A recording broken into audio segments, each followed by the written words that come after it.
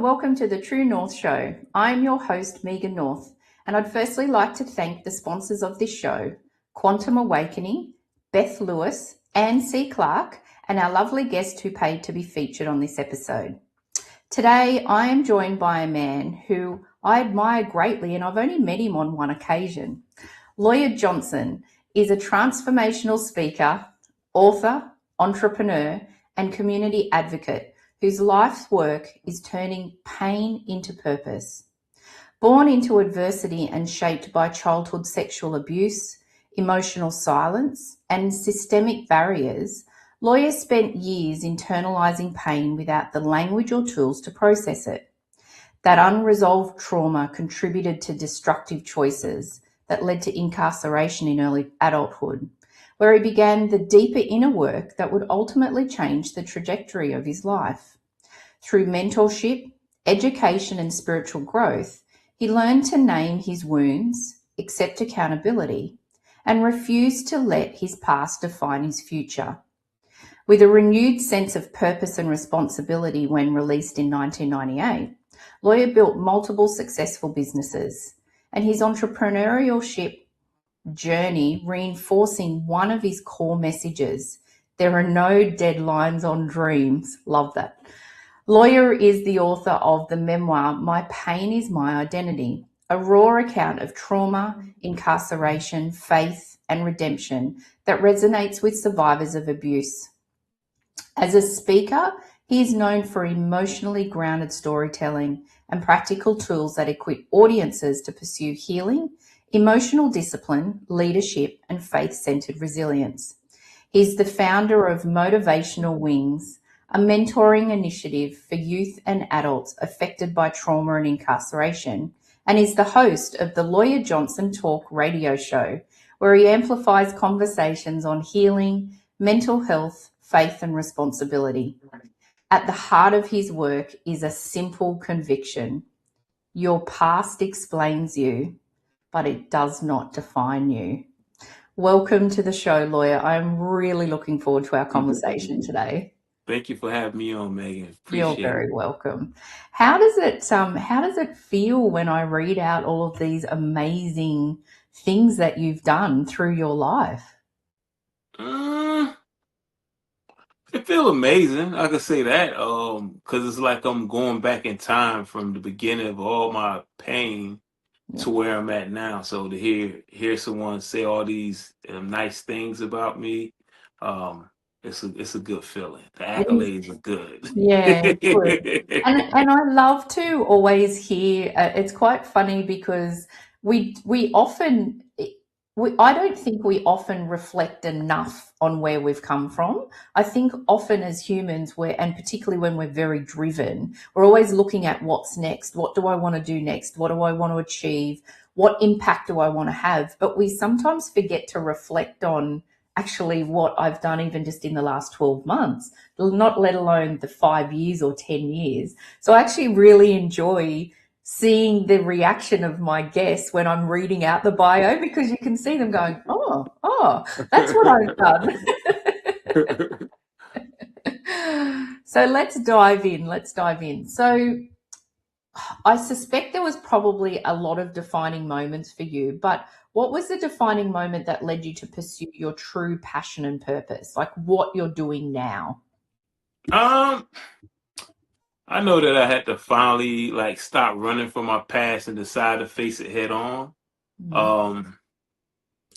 And when I got incarcerated, it forced me to do those things, like stop running from your past. And I was in a situation where I couldn't run anymore. Yeah.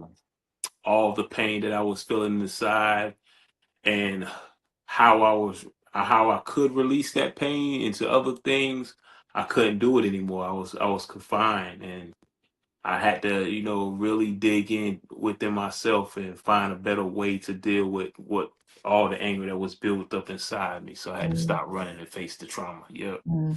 And was it something like, was it a program when you were incarcerated, or was it something that someone said to you that you thought, okay, now I need to make a change?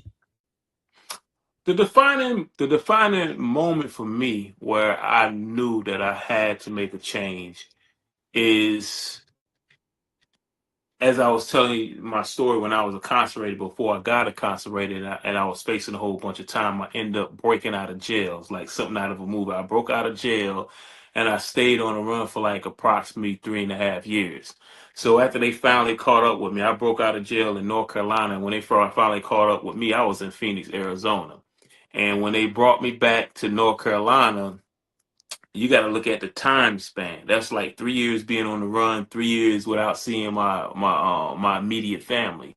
And the Mm, defining moment for me that made me stop running and look into the mirror is like when my mother came to visit me for the very first time in three mm, and plus years. yeah. And my mother and I are so close. I'm her only son. I'm the youngest child out of all her three kids, and she couldn't look me in my eyes at the in the visitation room. She would just like stare away from me, and it was just so much hurt and pain in her eyes. And at that time, like one of my close friends brought her up there to see me, as well as my sister, my older sister, up there to see me in the visitation room. And I had to ask them to leave so I can have one-on-one time with my mother. And I'm looking in her eyes, and she wouldn't look at me. And I Mm, had to I had to tell her like everything is all right. I know you have all these things going on in your mind, and you're thinking something is happening to me. I said nothing is happening to me. mm, And the pain from seeing the hurt in her eyes and the hurt in her face made me reflect, like really reflect within inside of me yeah. of what I was gonna do when I come home. And when Mm, I went back to my dorm room, I promised myself I'd never put my mother through any mm, hurt like that ever again. And I was gonna change my ways, and whatever trauma I was going through, I was gonna face them and try to find better way on how to deal with. So that was a defining moment for me. That like wow. I'm done. Like Yeah. seeing my mother hurt like that, Yeah. that's like I'm done. I have to make a change. Yeah, yeah, and in a way, I guess, I mean, at the time, it would have been terribly hurtful for you. But if she hadn't reacted like that, maybe your response might have been different. So, Yeah, you sort of we always think about these things of, oh, if that hadn't happened or if that had happened, if she had been really loving and I'm forgiving you, and it doesn't matter, what you do, you may have not taken as much responsibility. yes. Whereas, yeah, seeing that with her, that's really a really.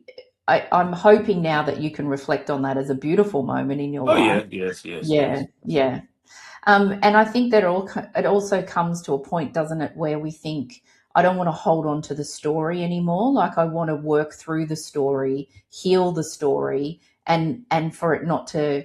There's no benefit to me holding on to it anymore. Mm-hmm. Yeah, yeah. Yes. It's really beautiful. Wow. And so that was the defining moment, and then you started to, once you were released, and you had this renewed sense of, right, what can I do? So you started building businesses, and you really got into the business side of things. Yes. Yes. Yeah, I really got into the business side of things. That was like, I think, like that's probably like, I want to say like 25 years later after Right. I got into the business side of things. But Yep. I was just blessed. That change of me seeing my mother, um, confront my trauma, not running anymore, Mm, that made me sit still and say, okay, I need to do something to prepare myself when I get on the outside, because I just can't go out there the same way I came in yep. with nothing. I had to come back out with something so I can cling on to it and develop myself to become better and a more functional individual out in society. So what I did when I was locked up, I partaked in programs that was going to help me. So that's why I got my electrical wiring certificate. That was in prison. I got my electrical wiring certificate. I took up human relation class so I could kind of understand people and how to deal with people. I took up classes on how to do interviews. So when I came home, um, I went through temp services. Mm, At the temp service, And most of the temp service were always like, can't give you this job because you have a felony. Mm-hmm. But then I looked up and I got this job at a company. It's a Fortune 500 company, and the owner at the time, may he rest in peace, he passed away. Now both of the owners passed away, but he was the one that gave me an opportunity. I started out this company as a temp, but I worked so hard that they're like, man, we gotta bring you on full time. And during that course of the 2 years working for that company, I got to the point where I wanted to tell the owner about my background, and Mm-hmm. he stopped me in my tracks. He like, listen, I don't care about your background. Really don't care. Only thing I care about you. Only thing I care about is you showing up everyone. He was very adamant about it too. He's like, all that I care is about you showing up every day and giving it all you have within you. That's all I care about. And Yeah. that right there just put me on that straight path. Yeah. And I ended up working for that company for 18 years. And I Wow. retired from that company. And I'm telling you, that guy became my mentor, Yeah. and like one of the greatest, um I want to say one of the greatest moments that I received for him. And he just told me out of this nowhere, he said, I am so proud of the man that you have become. And that broke my heart when he told me that. I was like, man, I have really changed. Yeah. And this company, when I tell you, they paid for all my education to go all around the country to get all my certifications. And I end up being blessed with a beautiful mentor who was a master electrician. And this guy taught me everything. He wouldn't let me cut corners.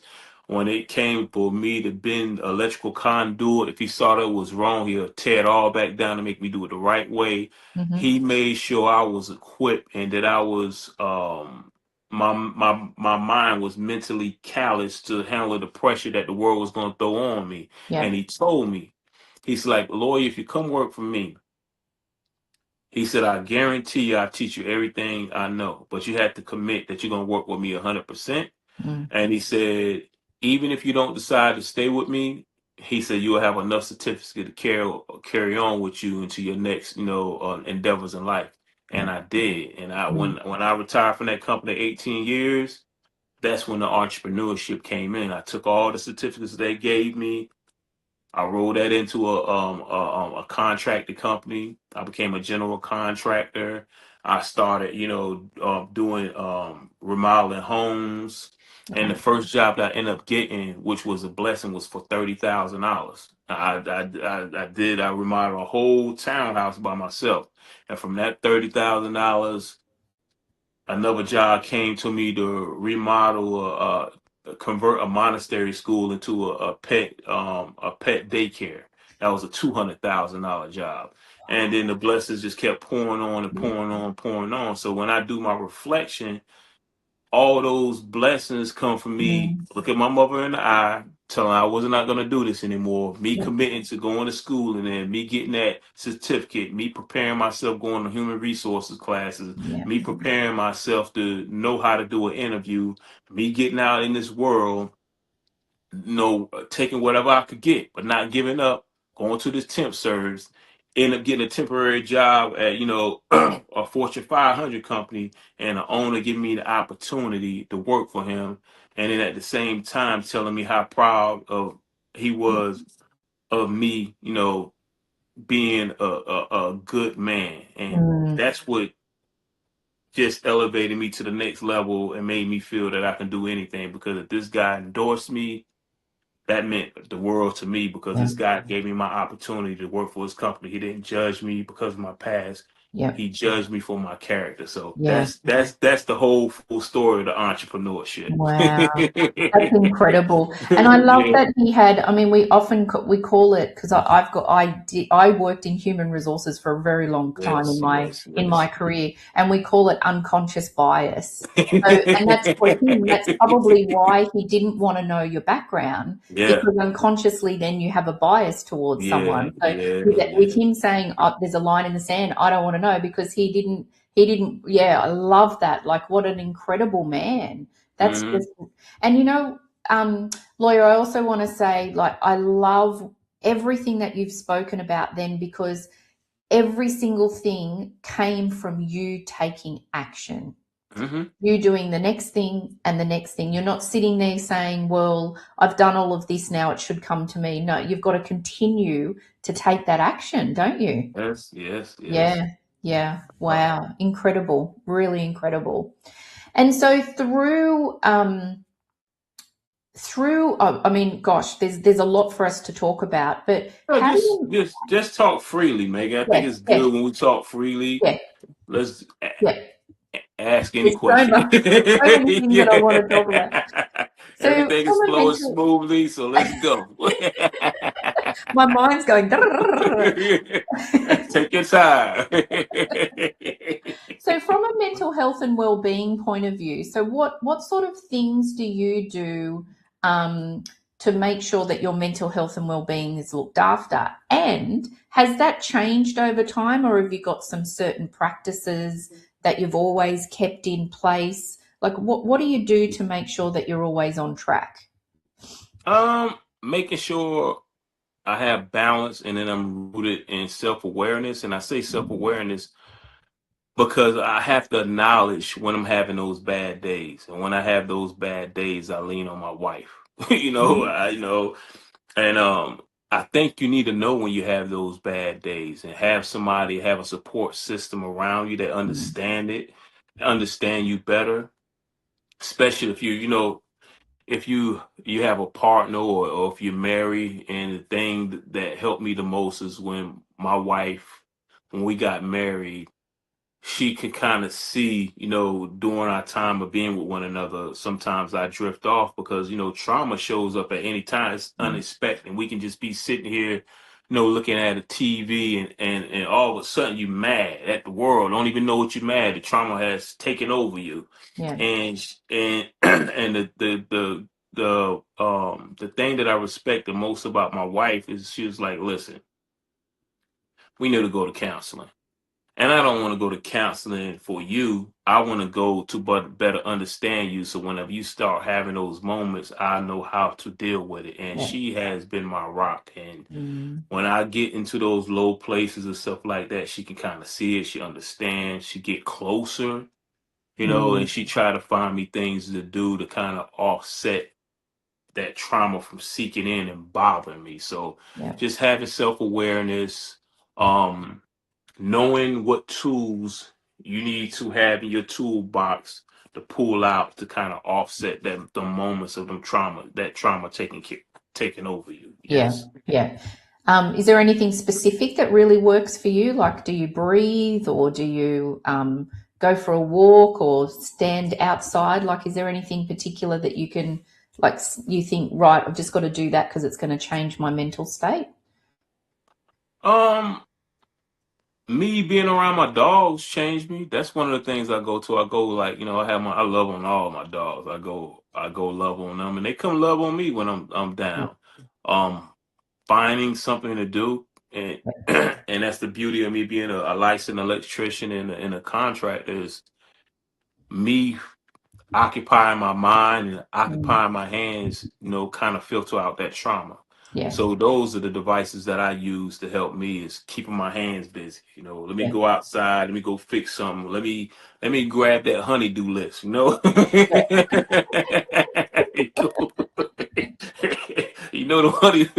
The honeydew list is be live long, right? So yeah, I had to like jump on that honeydew list a couple of weeks ago. All right, I need to go wire something out there, out there in the shed, or yeah, baby, you want me to go, stuck all this outside. So, find something to offset your pain.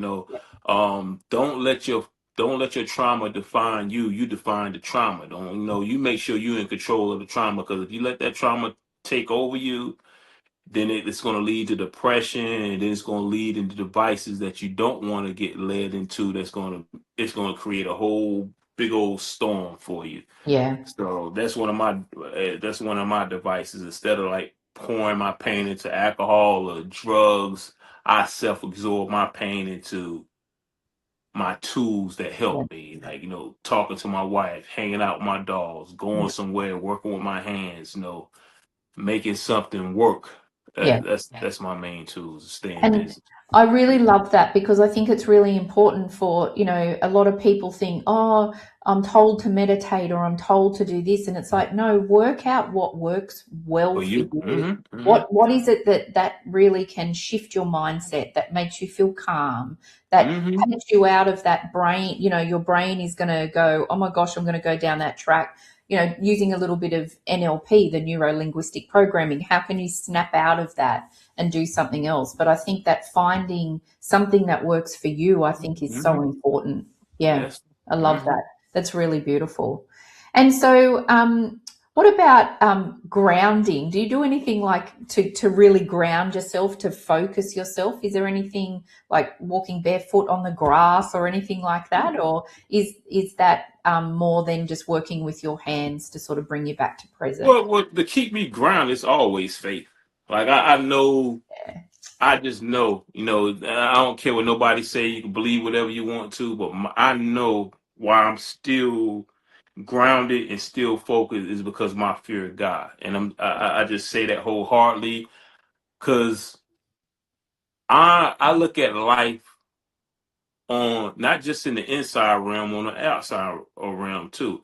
I don't want to pass away one day and then it's the day of judgment here and then like I can't get to where I'm going at because of one simple thing or something I continue to do over and over. So I that's the first thing I do. I got to acknowledge God, and I have to be aware of His actions if I do something dumb. Like Mm-hmm. maybe I could fool man, maybe I could fool woman, but I can't fool Him because He see all things. He omnipresent. So I Yeah, can't play games like that, especially when you yeah, commit to faith. You can't play games like that because we know better and we get punished in a different way versus someone that don't even acknowledge God and they want to do other things. So yeah, that's my ground. Like staying focused, praying to Him all day, every day, acknowledging Him, asking Him for guidance, asking Him for protection. Just know that He is the one that's opening these doors for me. He is the one that, when I was locked up, He was the one that I can call to when I needed Him the most. And He was the one that made all these amazing things happen to me. Not yeah, happen for me, right? yeah, But then I got to a point, I got to a point because I what really solidified my faith is getting that aha moment like, okay, this horrific thing happened to me, right? Because God don't place no burden on no one can that no he can't he don't place no burden on no one that they can bear, right? yeah, And He figured out that I was strong enough to carry that burden so I could tell my truth and help other male figures out in this world come to the light, be vulnerable, and let kids know that it's okay to be vulnerable, and you don't have to be, hide behind this strong mask of I can't do it. It's taboo if I talk about it. No, you have to open up so other people can see your heart, so they can open up to their kids one day. So maybe one day something like that happened to them, they could come tell you about it, and you can get them help. So yeah, I look at my whole transition in life is because it was God purpose for me to do this. So, yes, I can sit there and dwell on the past and be like, oh man, it's so horrific. Oh man, why this happened to me? Oh, I'm ready to give up. Nah, but it's a positive thing in it, because we yeah, all know we just it's just a soul within us. This body is just a frame. That soul is gonna go back to Him. The body is gonna go back to the earth. yeah, But what's your purpose in life? Once mm, I figure out that my purpose in life wasn't about me, yeah. I felt real dumb. Like it's not about you, Lawyer Johnson. Your whole life is not about you. I know that you think it's all about you, but it's not about you. God Yeah, just built you to carry out His word to help people. That's what it's all about. It's not about you. And yeah. once I realized that, Megan, I was like, okay, I get it. Yeah, yeah. I get And I it. can completely relate to you because that's exactly how I feel as well. And you've given me an aha moment in the sense of when I said about the grounding and you said the thing that keeps you grounded is your faith. That's exactly the same as me. Like Yeah. I'm grounded in that faith. I have that inner trust that I'll always be looked after. I'm always protected. Both my parents have passed away and I'm very connected to them, and I know my mum and dad are always looking after me. Yeah. And I Always, know yeah. that God and Creator, everybody, I've got this big support system around me, and Yes, that yes. knowing that having that inner trust that I'm always going to be okay is Mm-hmm. just a non-negotiable for me. Yeah. Man, Beautiful. that's powerful when you it takes the fear of death out the way. Like Yeah, when you're not scared of death. You're like, if death come, cool. yeah, But I'm not worried about the death. I'm just worrying about what's on the other side, and that's God. That's how I move in my life. So what? You can't scare me with no death. yeah. Cool. Yeah, Yeah. really beautiful. I love that. Now, I would love to start to let's start to talk about the book. But Okay. before we do that, I'd like to take a break and hear from our sponsors. So we're going to take a break, and then we'll come back and talk about the book, because I'm really curious to understand what the process is, what about writing a book and all of these things. So Yes. yeah, we'll take a break, and then we'll be back in a couple of minutes. All right. Thank you.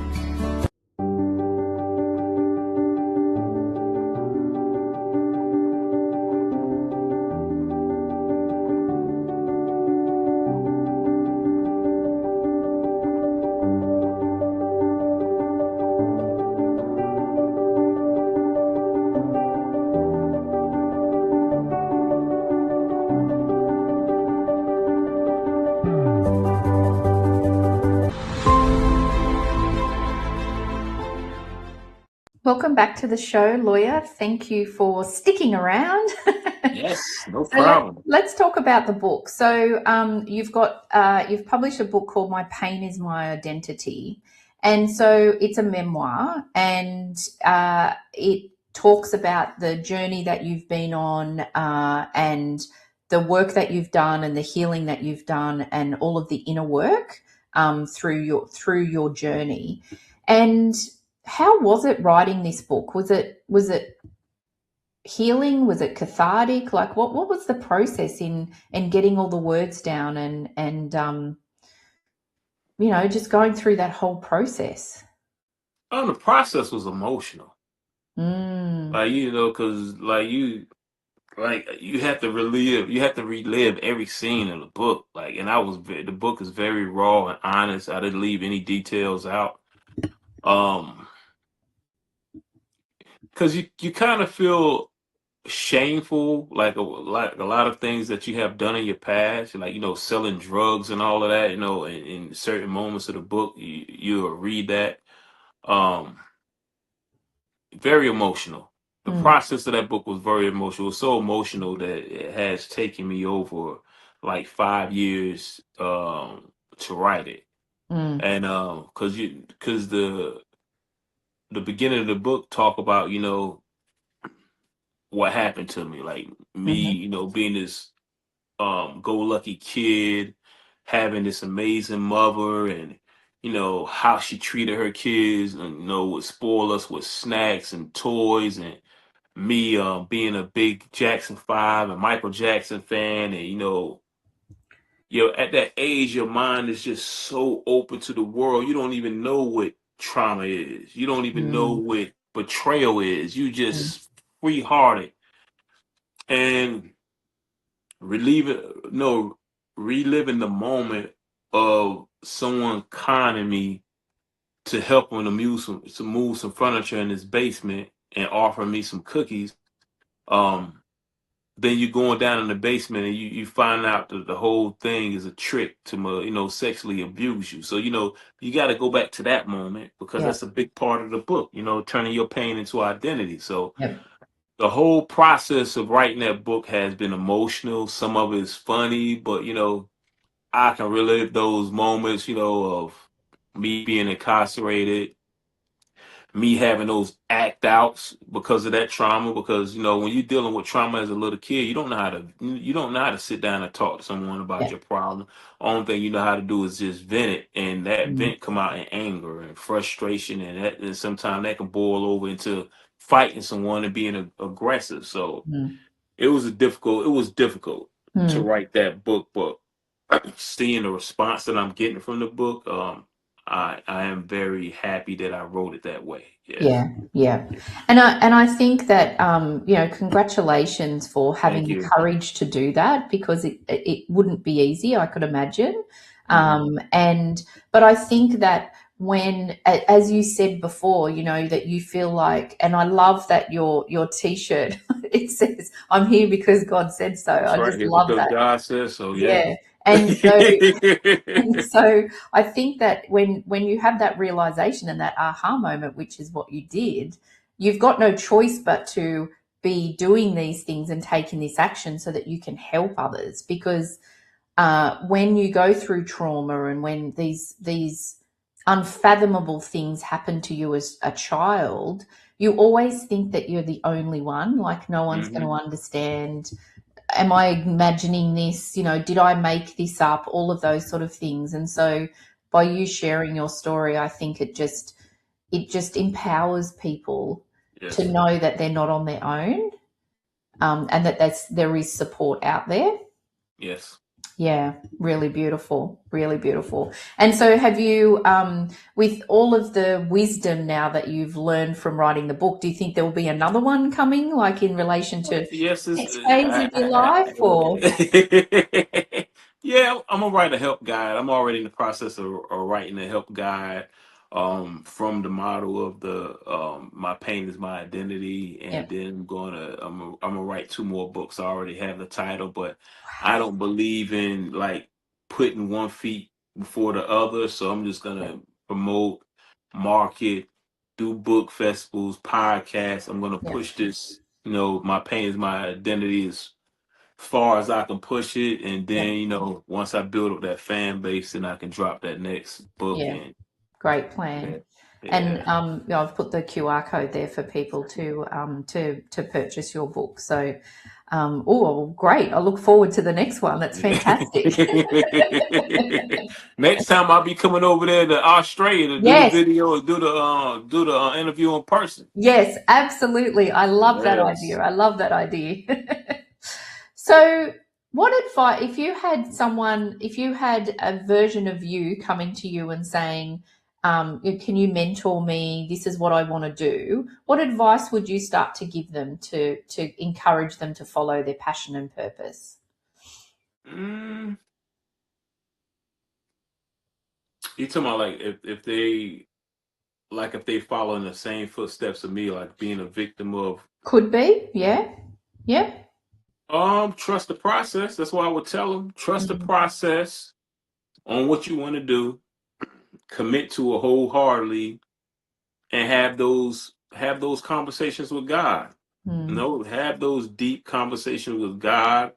I would tell them to be firm in your conviction. Don't sway. If this is something you really want to do, you're gonna have. It's gonna be a long road, and the road is gonna be bumpy because you can't ask God for something, and then he's going and then and then when he start making way for you to get to where you need to go at, you start complaining about it because you got to understand he gonna get rid of everything that's in your way once you fully convict, yeah, once you fully lock yourself down onto what you want to do, and you tell God wholeheartedly that is what you want to do.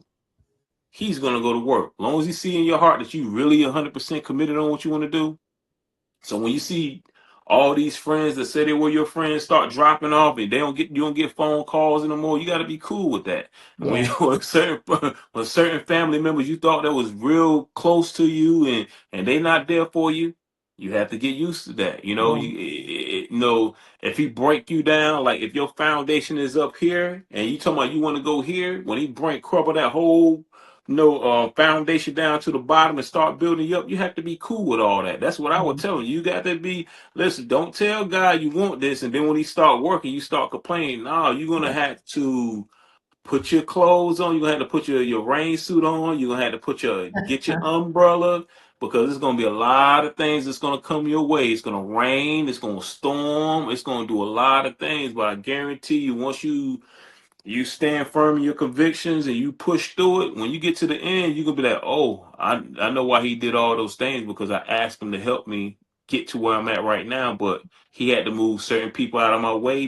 He had to move a lot of distractions out of my way. He had to Yeah. break down a weak foundation so you can build it up strong, and so you can stand firm on it, so you'll be able to receive the blessings that you're going to receive. That's what I would tell the individual Uh, that asks me oh, for some advice. that is really beautiful. I love that. And one of the things that really stuck out for me there, what you were talking about, was, often when we're going to make a change in our life, and I do this with my coaching clients, I talk to them Mm, about who's in your inner circle. Who are the couple of people there that you really trust, that they will not just be a yes, Megan, to everything, they'll challenge me, but a couple of people that I can really trust, that I can say, this is what I'm thinking of doing. Because if you tell 100 people, oh, this is what I'm going to do, then you're going to get 100 different opinions on people who really don't care, but they yeah, just think yeah. that they've got to give you the opinion.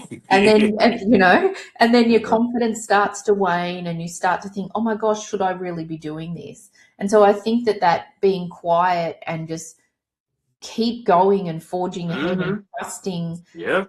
having your faith and knowing that this path is for you, I think is such an important piece of wisdom that you've just shared for Mm-hmm. everybody. And I tell you this, you when you connect to the God, you know when you're doing the right thing, because you start seeing things opening up for you. Like you be like, most people it'll take them like 2 years to reach somebody. You start reaching people in like a month or so, or two. You get a response from people. You'll know because the feeling is right. When the feeling is doesn't feel right, you know you're not supposed to be going down that Yeah, lane. And that's why I don't let people, sway my opinion. I don't even ask people for their opinion anymore, because I like, this is what God wants me to do. I yeah, don't care what you say. This is what I'm doing. If you here, you here. If you're not here, cool. But this is what God wants me to do. This is my purpose. Either you're gonna ride or you're not gonna ride. Either way, I'm moving within my purpose because yeah, God says so. And that's how you have to be. If you want to get to where you want to go at, and you want to lock in, and you just want to put your faith 100% in God, that's the mindset you're gonna have to have. yeah. That's your mindset. Yeah, yeah. And it can be hard, right? I mean, it can Yeah, it be can be hard. lonely at times. You can start to really doubt what you're doing and thinking. And I also think too that when I find that when I start to change things and people start to fall away, Hmm. um, sometimes I feel really sad about it, but then I think, good, this is reaffirming to me that I'm still a human being. Because if I was like, yeah, whatever, whatever, then I think, well, am I losing Yeah. my touch with reality? No, no. We're humans, right? We're still going to feel emotional, Yeah. You but know, I think that you've got to still accept that, okay, that person obviously wasn't aligned with me anymore. yeah, They're not on my journey. yeah. You don't want to jump out of an airplane with a parachute with somebody attached to you and they cutting holes in it. You don't want to do that. No, you You want don't. a smooth landing. Forget that. You try to all of y'all try to get down. Yeah, all of y'all try to get down to the ground safe, but they so mad at you because of your success. They sitting there taking a box cutter, cutting holes in the parachute. Yeah, No, you have to leave them off. Leave them where they supposed yeah, to be at. Don't feel yeah. sorry for them. Yeah. And often I find that from a reflective point of view, that people who are angry at you or don't like the changes that you're making, it's just because that I often think it's because they may be that they're jealous of you, that you're actually taking the action and you're making the changes. You've got the courage and they don't have the courage yet to be able to do that. So Yeah, then their response is going to be anger or defiance or those sort of things. Yeah. Yeah, Because they're always. looking at you thinking, I wish I could do that, but I can't. Yeah. So one of my usual questions is, has your pursuit of your passion and purpose changed over time? So would you say, because you've obviously got a very successful business that you work in, and but then you're a speaker, you're an author, you're a mentor. Would you say that you've got two passions and purposes in your life? Like, do you think that there's a dual purpose to why you're here? To as far as the entrepreneur side, Yeah. I think this is what I think. I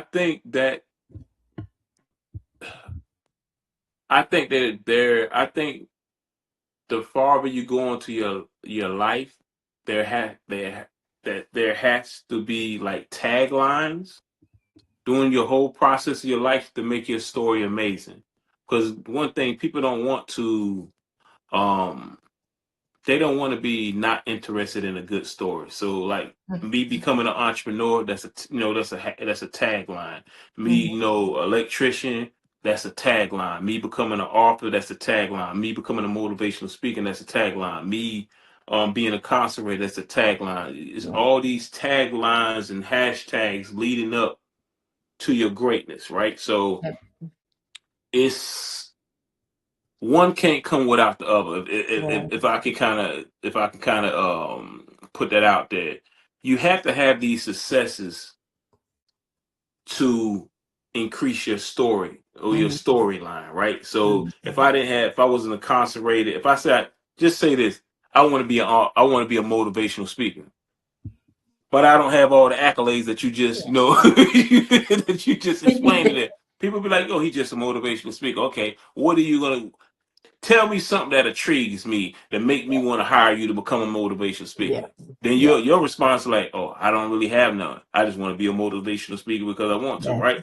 But Yeah. when you look at all my accolades and all these taglines, oh, he was molested, he was sexually abused as a kid. He got kicked out of school. He went to prison. He got his electrical wiring certificate. He Mm. took human resources classes. He worked for a Fortune 500 company. He learned how to become an electrician. He opened his contracting company. He became an electrician, opened his electrical service company. He took his pain and turned it into a purpose. He put it into a book.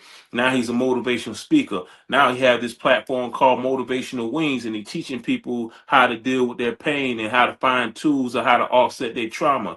Now he's on a podcast with Megan North, and he got 1 million views, and now he's all over the world. Why he has that? Yeah. Check my taglines. Yeah.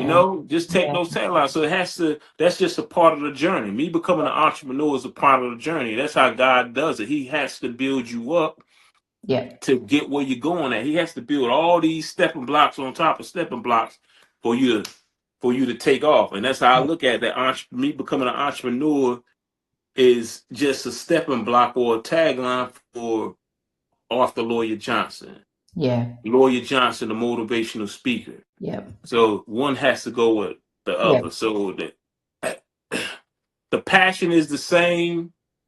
The passion is the same, but that's a part of the journey for me to get to where I'm going at within my purpose in life, if that Yeah. makes sense. Yeah, absolutely. And I think that, some people are born with, right, I know that my purpose is this, and that's Yes. what they, from an early age, that's what they do. I think for people like us, we kind of go through life and you have experiences, and I feel like my purpose is still evolving. Mm-hmm.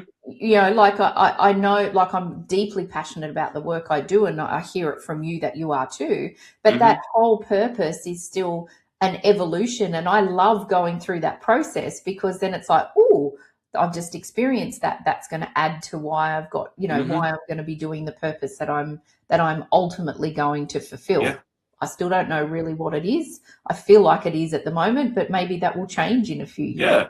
Yeah. Yeah, As long as you just keep your keep conversing with God, keep your channels open.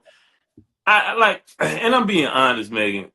I created a vision board years ago.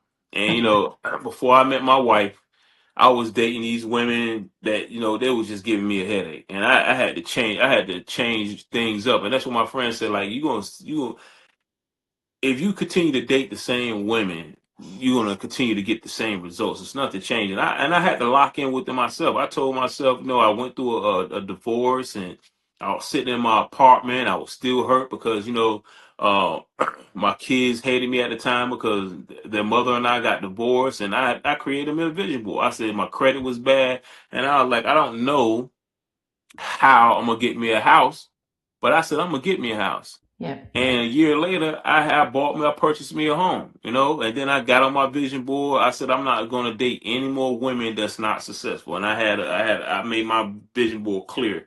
I said, I don't care if I had a black woman on one side and I had a white woman on the one side. I Mhm. said, I don't care which one it is. I need somebody successful. I just dated the successful black woman. That didn't work out. So the white woman came into my life. She was successful. My wife, before I even met her, I didn't even know that she was a dentist.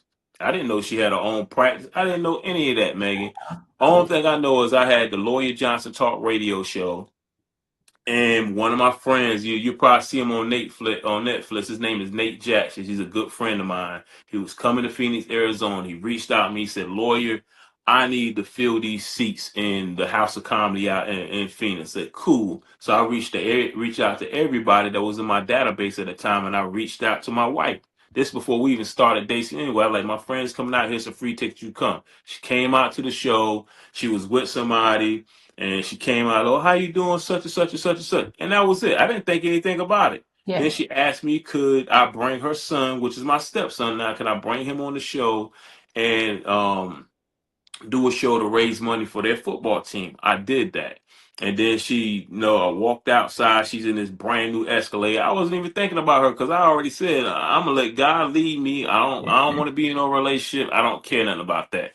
And then she gave me a nothing but bunt cake. Oh, Saying, said, yeah. thank you for doing this. So that's cool. Then she invited me to dinner. I didn't go for like 2 times. And I like, man, let me just go. Went out to the dinner.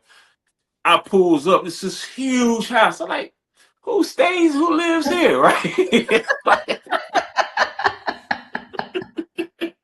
Like I walk in there like what? I said, this is a huge house. The house is huge. Swimming pool in the back, basketball court back there. She has 2 cars that's paid for. Still, I'm not even stuck on that because I'm living within myself. I'm not getting Yeah. distracted anymore. I'm doing Yeah. what I want to do, right? So we eat, we have a great conversation. She and I were friends for like 6 months or 7 months before we started dating. And then all of a sudden kept inviting me over to the house and she cooked me dinner. And then I was walking outside one day and she like, no, lawyers, I know you don't want to date because you was hurting your past, but sometimes you gotta take a chance. I'm not gonna hurt you. And I took that chance.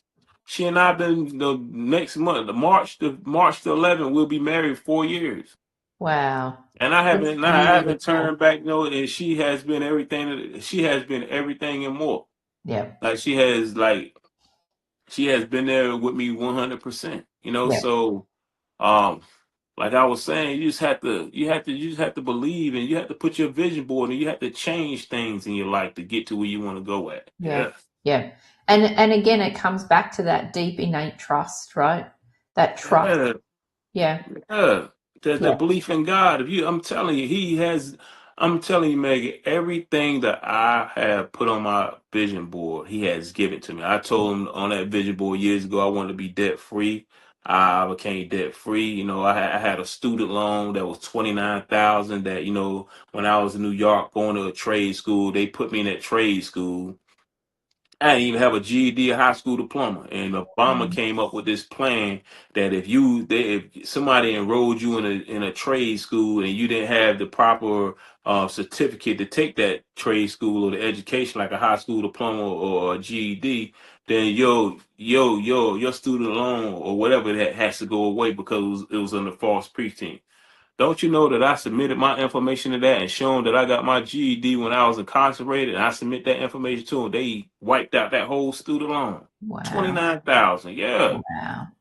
And before my wife and I got married, I probably was like $30,000 in debt with, the IRS, because when I got divorced, I Oh, had two kids I had to take care of. The child support is ridiculous, but I didn't whine that one time because my belief in God. I said I'm not gonna whine. I'm not gonna get nobody the benefit to feel like they hurting me. I paid every piece of change that I had in my child support. I paid for all their help and everything. I went in debt for it because I had to go non-exempt. But I like, so what?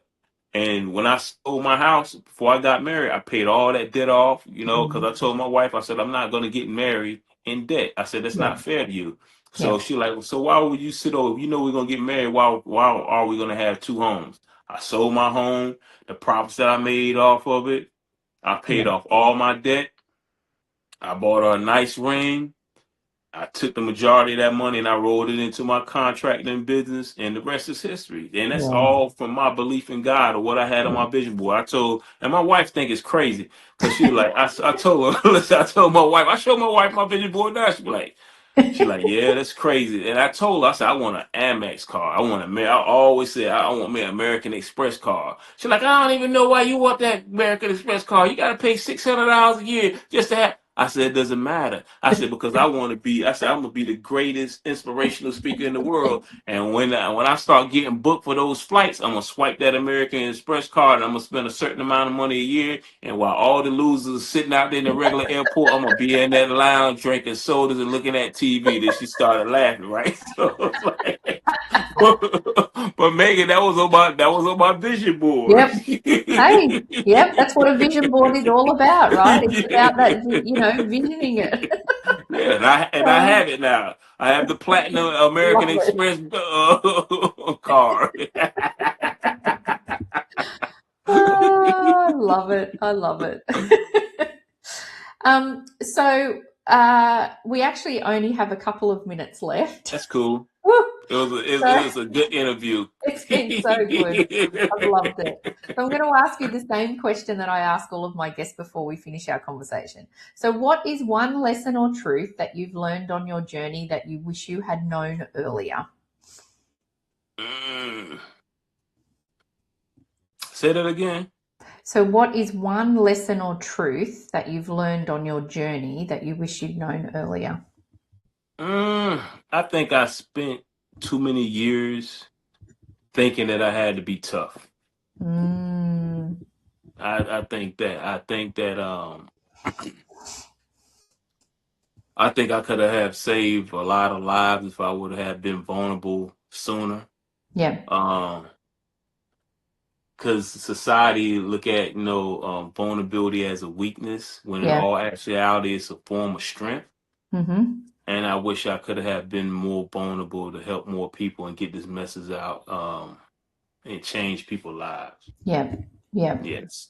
But then I guess that trust and that faith is that it was obviously meant to happen at this time and not Yep. earlier. So, Yep. Yep. yeah, it's that trusting. What a beautiful way to end our conversation. Thank you so much for sharing your story. I really feel grateful that I've had this time with you today. Me as well. It was like, And you can tell when the energy is good because you just flow. So I totally. mean, I appreciate it, Megan. The interview I love this interview. It's pretty You good. you are you're such an inspiration, and I'm sure that Appreciate it. everyone that's watching will be inspired as well. Make So sure you buy that book. Buy yes, that book. My pain with my definitely. energy. Let me put it back up on the screen now. Oh, I've lost you. So I'd also like to thank all of my amazing and dedicated audience and supporters and guests. And again, thank you to all my sponsors. I hope you all have an amazing rest of the week, and I look forward to seeing you all next week.